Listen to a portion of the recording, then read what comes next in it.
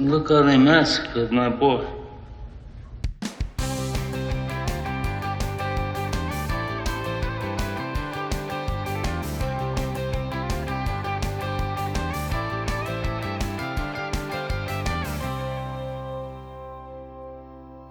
Hi everyone, I'm Luke Hector and this is The Broken Meeple, a show where I devote my time to ranting and raving about board games, but usually more the latter if we're honest. We'll get on with the review in just a moment, but first, my sponsor hasn't really spoken in a while, and I feel like I owe them one. As gamers, we find it hard to deal with empty shelves, some worse than others. You therefore want a supplier that has what you need at affordable prices and delivers on time. For me, that supplier is KIENDA. They offer a discount on bulk purchases as well as a points scheme for future acquisitions down the line. If there's a hot title you're after, chances are KIENDA's got it. Wingspan? Mine. Ark Nova? Mine. Eclipse? Actually, I hate that game, it's terrible, but you might like it. If you use the referral link in the description below and sign up for a new account, you'll get 5% discount on your first order over £60. So let's make gaps in your collection a thing of the past. Get down to KIENDA and start saving today. Thank you for listening and enjoy the rest of the video. Get on with it. So begins the time when I troll through a ton of games from Essen, and yeah, suffice to say I got my work cut out for me. But the first one I wanted to get to is Sanctuary. This is from the same people, Capstone Games and Furlandspiel, who put out Ark Nova. If you have watched my channel for more than 5 minutes, you'll know that Ark Nova has been my #1 favourite game for the last 2 years. Will it be the same when I come to update my top 50? That remains to be seen. There's been a lot of progress in games since then, but it's been a firm favourite. I love the theme, I love its gameplay, I like its mechanics. It's, it's a long game, yes, and teaching it can be problematic for some, but, I play this on Board Game Arena, turn-based with some friends. I, will play this solo. I've played through the Steam app. This is one of the few games in my whole collection that gets triple-digit plays, and this is a like 2 to 3 hour Euro game, so that's saying something. Certainly some of that is Steam plays and BGA plays, but yeah, it's not often I get to play a game more than 100 times in its life. It's just one that just really does sing to me. So obviously when they said they were doing a spin-off, I was definitely intrigued, because on the one hand, I love Ark Nova, and it's not something that I feel like you can desperately improve on, apart from, expansions and stuff like that. But to make a whole new game? But also to think, well, if it's just another game in its own right, are they streamlining too much from the original to make it as fun, as interesting as it once was? Or is it just completely unrelated and we can just take it on its own merits? Although if you're going to do that, don't put the words "an Ark Nova game" on it, because that means they're going to get compared. So it's time to find out. Is this a worthy successor to Ark Nova? Is it a good game in its own right? Is there a market for it? Let's get on with it. So much like its predecessor, we are building a zoo, except this time we are using tiles rather than cards. There will be a selection of tiles available to pick up on the display, and everybody has their own map as well as 4 action tiles. So this is using the typewriter mechanic, as I called it from the previous game, and Sid Meier's Civilization: A New Dawn, if you've ever heard of it, where basically you will perform an action by taking one of your action tiles, performing all the actions on it. It will be at a strength value based on where it is on your action row, and then you will move it back to the start, thus boosting your other actions that you didn't use, but making the one you just used less powerful. During the game, you will basically be picking up these tiles from the display, in which you will be placing them on your board. You have to start at the bottom, and then you can sort of migrate away from there. And these come in various guises. You have, of course, got the animals that you play, each one having a habitat restriction, which is based on these action tiles to play. You have project tiles, which is kind of a bit like sponsors from the original game, where basically these give you some like powerful effect. Well, I say powerful, it depends on the tile, but some main effect that will apply to your zoo. Maybe it will score you points for having certain icons, or maybe it will make certain icons cheaper to play. Maybe it will just give you some other effect. It's that kind of thing.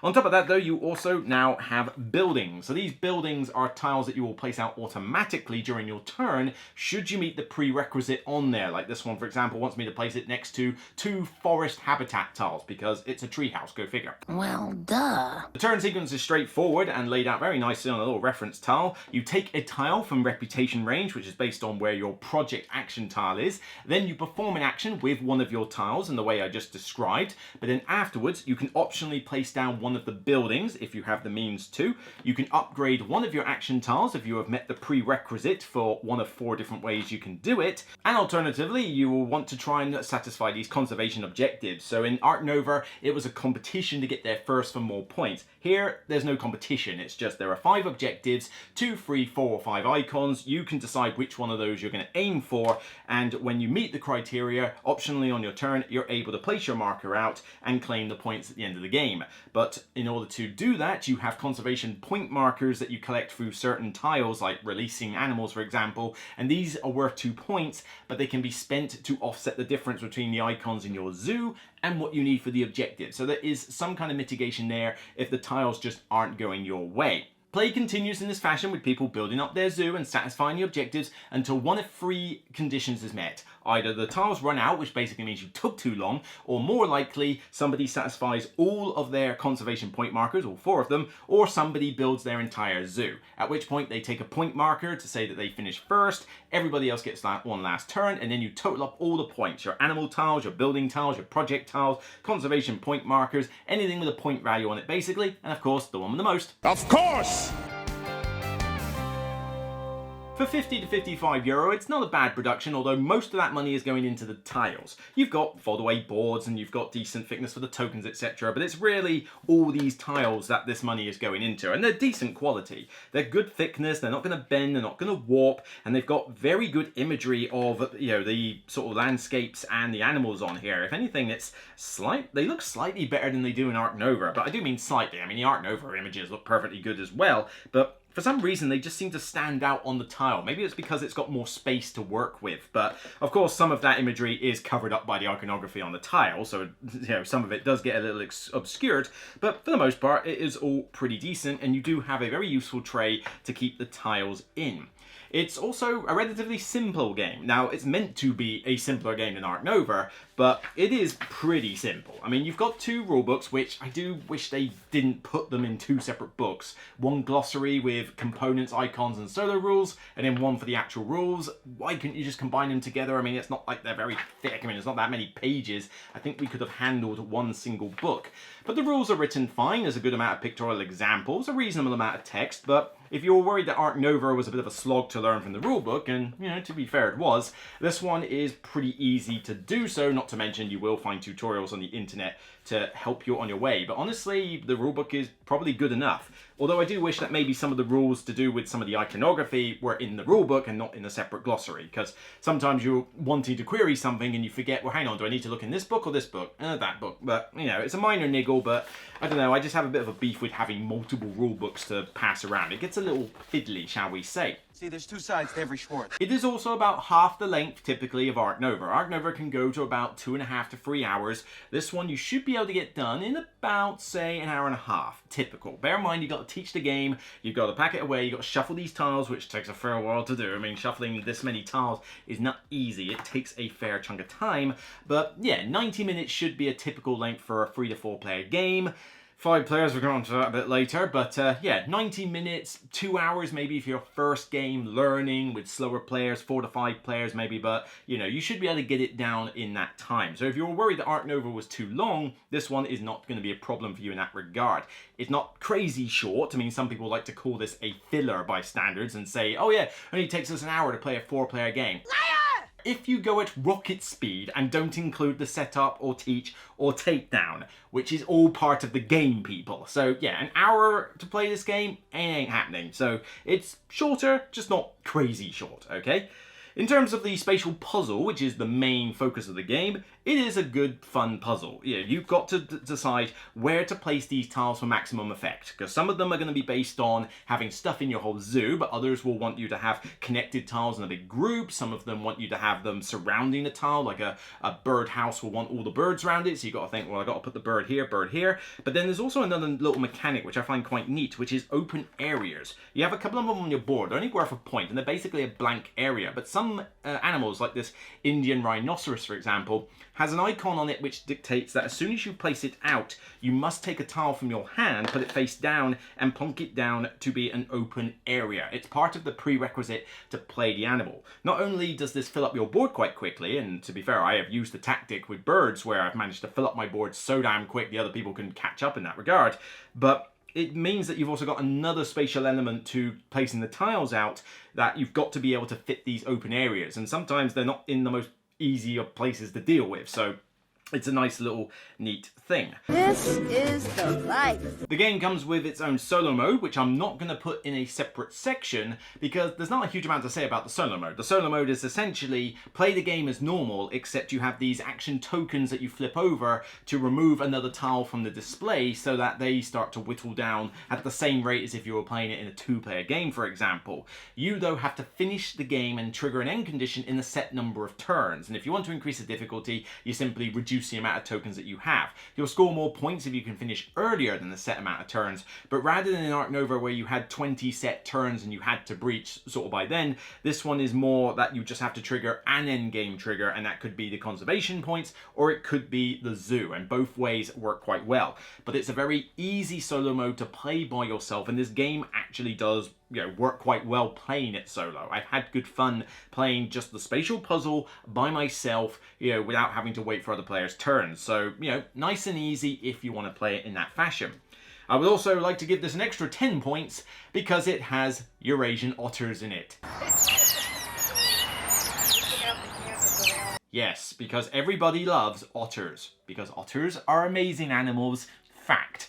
Although this does beg the question, if you manage to get otters in this game, where's my otter promo card for Ark Nova? Here comes the bad stuff. They've streamlined this game a lot from Ark Nova, and I know that it's meant to be its own game, although you did put an Ark Nova game on here, but they have trimmed a lot from its predecessor, and the stuff that they have trimmed has for the most part made the game kind of worse. Because for starters, the whole concept of the action tiles. I love the typewriter mechanic. It's like one of my favourite mechanics in games, and it's only featured in Ark Nova and Civilization: A New Dawn effectively. This is now the third one. But the problem is that in Ark Nova you had 5 very distinguished action cards. Building was very different from playing animals, which was different from doing the association board, for example. Here though, you have 4 tiles and they are practically identical. 3 of them are literally the same tile, except you change the habitat icon. They allow you to play animals and draw random tiles. That's it. All 3 of them. The other one is you can take any tile and play a project tile instead of an animal tile. So it's basically having 3 versions of animals and half of the sponsors. That's it. That is your whole typewriter mechanic. And that doesn't feel anywhere near as fun as the other games that have used this mechanic because they're just too similar. It's just a case of where's your icon on the card. You don't get the X tokens, which allow you to mitigate the strength value of actions, which, is a big problem we'll get onto in a minute. And they throw in this weird mechanic where if you get the male and the female version of an animal next door to each other, you get a single conservation point marker. It just feels like a very pointless thing to throw in, because firstly it's just a single marker, 1 for this or 2 points, but also the chances of you getting the male and female out of this and successfully putting them on your board is pretty slim, because firstly they've got to both come out of the deck, which is unlikely to happen, but then also you have to be the one to get it and someone doesn't nick it off you, which they will do. It happens in most games. So it just seems weird that they take the mechanic from Everdell, which was trying to pair up like husband and wife and all those other cards. This was one of the weaker aspects of Everdell, and so they chose to copy that part for a mechanic which, to be fair, doesn't make a huge amount of difference in the game, but it's just like, it's another thing to teach, and when you play it, it just rarely comes into play, and when it does, it doesn't really feel that meaningful. If you're going to put the whole male and female aspect of animals, then you're going to need to make it more interesting than just get a token if you're lucky enough to grab it. I don't get lucky. Even the conservation projects, they're now streamlined to the point where it's no competition whatsoever. It's just you get them when you get them. You don't have to race other players to it. If one player gets 5 Americas before you get 3, it doesn't matter because you can both get it. And this leads on to the other issue with this game. People argue that Ark Nova didn't have a lot of multiplayer interaction. It doesn't have a huge amount of it, but you still need to care what the opponents are doing. They might take stuff off your association board and that you want, and you can kind of tell when they're likely to do that. When I can see where their action tiles are, action cards, I get an idea of, are they likely to trigger the coffee break before anything goes off. There's no coffee break in this version. But also, are they going to get to a conservation project before I can? All of these things means that I care what the opponents are doing. Here though, you care nothing about what the opponents are doing. The only thing they have that interacts with what you're doing is that they might take a tile off the display that you want. That's it. That is literally it. So the idea that you can play this with up to 5 players is downright ridiculous. 5 is right out. If you play this with 5 players, you are left with a colossal amount of downtime for the amount of time you are spending playing. The actions themselves don't take that long to do, but if you've got to wait for 3-4 other players to take their turns, you are just sitting there not doing a lot. So you might think, well, okay, I could plan my next turn. Problem is, you can't, because the only way you get more tiles in this game is random chance from the display. Yep, you heard me, random chance. Because the first tile you take in the turn is based on your project tile. So where this is, it's basically reputation range. You take 1 tile from reputation range based on the strength of this tile. So if you've got only 1 strength on this tile, you are literally taking the first tile that is in this display. Doesn't matter if the tile is useless to you or not, you're taking it. Like it or lump it.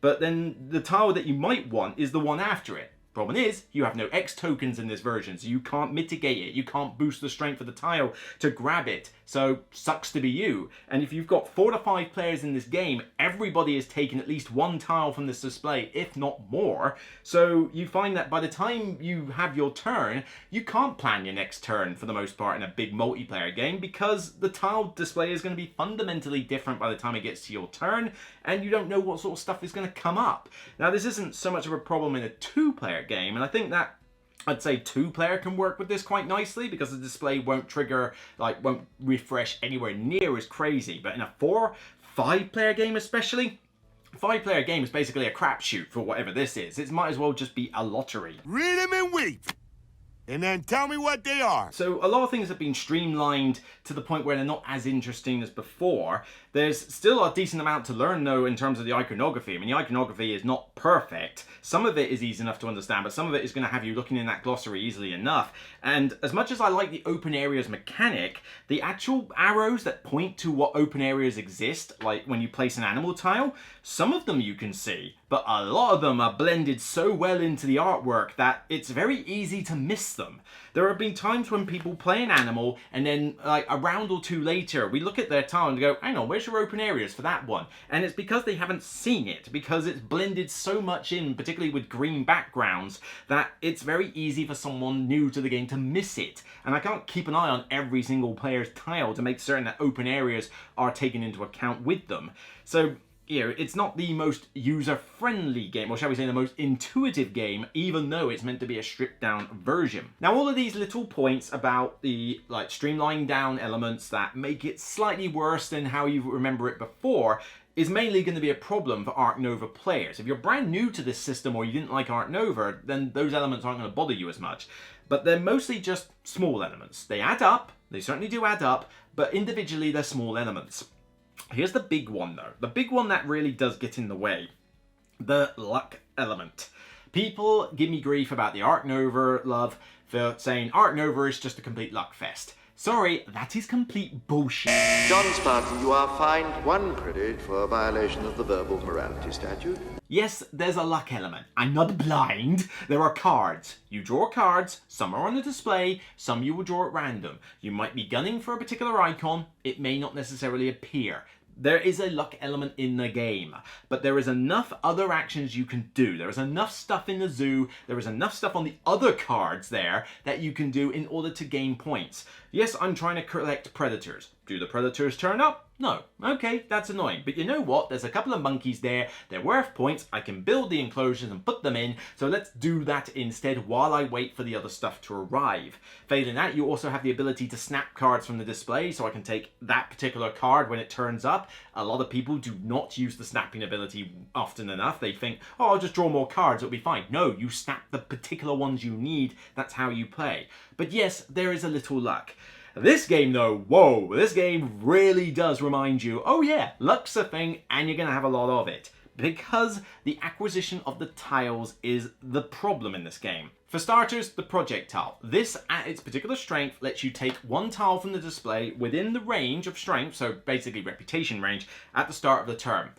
This is problematic though because you can't mitigate where this tile is most of the time. There's no X tokens in this game, which I really think they should have kept. You know, you didn't need the open areas thing, or you didn't need to have the stupid male and female thing. Maybe that bit. You could have taken out the whole male and female aspect and brought us back the X tokens because they help mitigate the luck factor or bad planning of where your tiles are. Here though, if my project tile is on reputation 1 and this is the only tile I can take and it's garbage for me, well tough. That I've got to take the tile. I have no choice. I can't mitigate it one way or the other and I've got to make use of it. But unlike Ark Nova where there's usually a way to make use of it, sometimes you can't make use of it. You may end up taking the tile that you physically just cannot play. And that's not fun, and it feels just like bad luck is screwing you over. But then the next player has, you know, the project tile in rank 2, so they can look at the first 2 tiles. Well, now it's their turn. Oh look, that tile that's really great for them has now turned up in that bit. Well, great, I can take that tile, you know, go me. And there have been games where somebody has won purely, basically, by luck of the draw. You know, you've seen them grab certain tiles that say, I need to get these for points. And they all come out of the deck, and they all end up at the bottom of the display when it's their turn. It's just timing in that regard. But on top of that, you don't have ways to, you know, snap many tiles. You only have this tile to really do that, and even then, you're sacrificing playing a project for a long time, which is tricky enough. Some of the animals require strength 5 actions, which normally you could do in Ark Nova, but here you can't unless you've upgraded the action tiles. So you may have certain animals that you just physically can't play for ages. And then the rest of these action tiles let you draw randomly from the pile. Now, granted, you had card draw luck in Ark Nova, but here it just feels more impactful. There's, you know, if I draw cards in Ark Nova and they're not necessarily the ones I want, I still feel I can use them. But, you know, with some exceptions, it depends on the conditions. But here, you can draw tiles from here and they can just all be kind of useless to you. And it's definitely going to favor some people more than others. If they just had more ways to choose tiles from the display, if they had more way, if they brought the X tokens back, I think that would have made a huge difference. You know, oh, is my project tile on the 1 level too low at the worst time? Well, I'll spend an X token, I can bump it up and at least make up for that issue. It's mitigation. Granted, if someone doesn't need mitigation, they'll be doing better, but at least it's something. But this game lacks really any kind of luck mitigation. And it's a shorter game, but it's not a half-hour filler. It's not even a 60-minute game. We're talking 90 minutes plus, and it just feels like there's too much of it. I could be playing a game, and I don't feel like I've necessarily won on skill. I feel like the tiles that I needed just appeared, I shoved them on my board, and it just happened to score a bunch of points. It doesn't feel quite as meaningful when that happens. You know, I don't feel like I earned the victory. I just feel like, well, I was going for birds and I got the birdhouse and oh look, birds appeared. Yeah, I'll grab that bird, yeah, grab that bird, that's pretty good. Mine. You might say, well, why aren't the other people grabbing the birds off you? They've got plans of their own, guys. You know, they can't just take birds for the sake of it. They have their own things they're aiming for, like, you know, monkeys and reptiles and God knows what else, or conservation objectives. So the idea of hate drafting, other than just the cheeky, oh, I nicked the male version of your otter, for example, doesn't really happen to a great extent. But the display just feels like it owns you for the game. It doesn't feel like you have control. This is controlling you. And that's the biggest issue with the game that does hurt it. He's out of line, but he's right. So certainly there's more cons than there are pros. Sanctuary is unfortunately not the wordy spin-off that I was kind of hoping it was. But there is something to bear in mind. I'm coming from a position where I've played Ark Nova to death and I love Ark Nova. That, I think, affects my treatment of this though, because you can't treat this game in a vacuum. It's impossible. You've got Ark Nova, it exists, but it's gonna be different for people who I think have never played Ark Nova. I don't think that if you hate Ark Nova, you're gonna suddenly love this. I just think that's not going to happen. But there are people I know who wish that Ark Nova was shorter, or who didn't really grasp the rules very well in Ark Nova. They thought it was too complex for them. Those sort of people are kind of what this game is aimed at. That's the market for this. And for them, I think it can work. If you're willing to put up with the lack of mitigation and the lack of multiplayer interaction, this can still be a fun game for that market. But I think for Ark Nova players like myself, the stuff that they've trimmed down to streamline is too much. They haven't just streamlined it a little, they've cut out a lot of the essence of what made Ark Nova so great. My favourite mechanic now feels dull in comparison. You know, the lack of mitigation with the tiles is a problem. There's no, they've taken out the things from the original game that allowed you to offset that. I do love the spatial awareness puzzle. I mean, that is still cool. I mean, having to build your zoo is cool. Having to take care where you put certain tiles, that bit is all fun. And certainly I can say that this game gives me a decent time for a solo or two-player game, at most 3, but there is no point really adding the third player, and frankly, if you go to 4 or 5, you're just asking for a lottery with regards to these tiles, and not to mention a bunch of downtime and added playtime. So this feels to me like it's a, you know, a quickie solo game or something to play with your other spouse, but not something to take to a game night and play with 4 or 5 other people. It's just not worth it. And every time I play this, part of me is just going to think I'd rather play Ark Nova.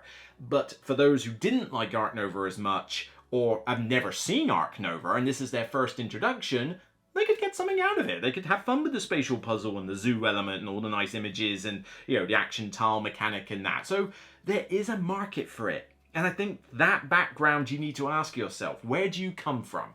Are you a new player to this franchise, or are you an Ark Nova veteran? That you need to bear in mind. For me, I think overall, I gotta give this game, there's too many problems that I have with it. Despite some of the stuff I do like about it, I'm giving it overall a 5 out of 10. It's an average game. It's not a bad game. I will still play it if somebody wants to, providing it's not 4 or 5 players. I think I would actively say no if somebody wanted to play this 4 or 5 players. But I had fun playing this solo. The solo mode's nice and easy. You get to do all the fun bit with the tiles and all the meaningful mechanics. You accept that the luck is a problem, but it's still a fun time. And with 2 players, this display would not become a lottery. But above that, it's just not necessary. But it is hard for me to tear this away from Ark Nova. You know, I'm not playing this thinking, oh yeah, you know what, I'm glad that this is a much shorter version of Ark Nova, because I would just rather have the time to play Ark Nova. And I can play Ark Nova 4 players in a 2-hour time frame. It's doable with people who know what they're doing, so the fact that this is still like a 90-minute game effectively is not exactly shortening the time that much, but it's much less enjoyment for me. So I think it's probably a 6 out of 10 in terms of a solo 2-player game, but the problems with the game and the fact that it just doesn't make any difference to play it multiplayer kind of makes this average out, no pun intended, at a 5 overall. It's a bit disappointing. I was kind of hoping it would be much better for me. You know, I was hoping it would blow my mind, and sorry, I can't give you 10 extra points for featuring otters. I wish I could, but it is a shame, because I would love to have an otter card in my Ark Nova. But yeah, it's got some nice elements, and I do like the spatial puzzle, but I can't tear myself away from the original. It's just not possible. And maybe you don't care about the original, and so you'll get more out of this. I can see that happening. I can see people enjoying this. Not to the levels of 8, 9 out of 10 that I'm seeing with some people, where people go, this is a fantastic game and it replaces Ark Nova. No, it doesn't. It exists in its own right. It doesn't replace anything. It's a different child altogether, pretty much. But even with the differences, I still find myself going through these mechanics and just thinking, I'd rather play the Big Daddy. The Big Daddy is king. This is, for me anyway, a bit of a pale imitation. Look how they mess with my boy. So that's it for me on this episode of Broken Meeple. If you like what you see, then please thumb it up on YouTube and thumb it up on Board Game Geek when it goes live on the page. Check out the rest of my content. There's a bunch of videos that came out pre-Essen, with some stuff like Ada's Dream that did release at Essen. But of course, we're now going to start looking at all those games that I got from Essen. And so leading up to Christmas and beyond, we're going to be looking at a bunch of those games. So yeah, there's a lot to get through, and granted, it's not the most promising start, shall we say, but above average. Average is not a bad rating. It's just there's problems I have with the game. It's not what I was hoping for. I will still play it if it's on the table, subject to player counts. It's just I was kind of hoping for more and it hasn't delivered for me. But that's my opinion. I'm sure you've got yours as well. So take care, and remember, regardless of whether you can get Mummy Otter and Daddy Otter to play with each other, it's still only a game. So bye for now. Where's my promo card?